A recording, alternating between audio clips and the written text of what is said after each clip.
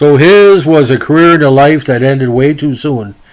Not only because he was a great player, but he was a highly respected individual who only spent 3 decades on this planet, but made the most of it by helping one team to a Stanley Cup and probably playing one of them on the most important lines in Chicago Blackhawk history. Of course, we're going to be talking about the legend of Regina's own Murray Balfour. Now, Murray Gordon Lewis Balfour, born August 26, 1936, played right wing in the NHL in the late 50s and early 1960s. Now, Balfour came to major prominence at a young age by playing on what was called the $1 million line for the Chicago Blackhawks.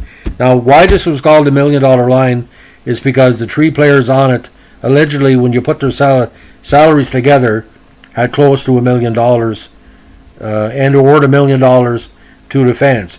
Now, the $1 million line included Mr. Bobby Hull and the great and underrated skater Billy Hay.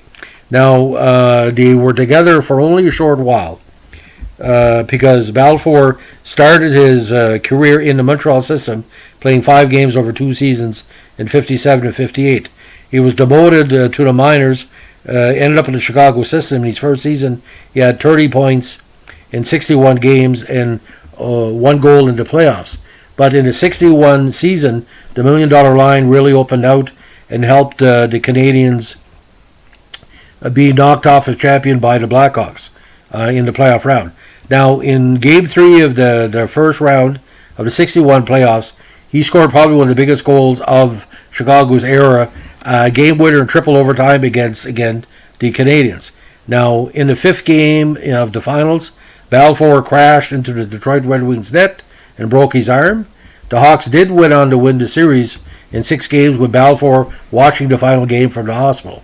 Now, over his career, he recorded 67 goals and 90 assists for a total of 157 points in 306 games.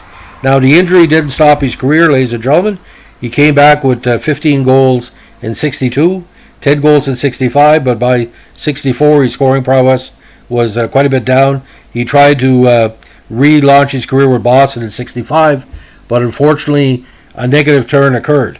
In April 65, a tumor was found in his lung, cutting his career short and leading to his death at a young age of 28 just weeks later.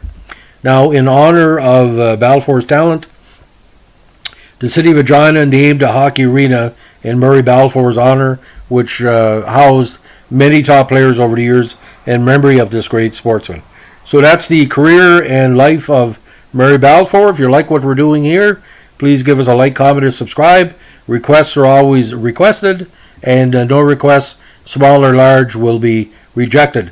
It just happens the fact some of the players could be so obscure there wouldn't be any art to go with the podcast, but like a bloodhound, I can track down any old hockey card you may or may not have.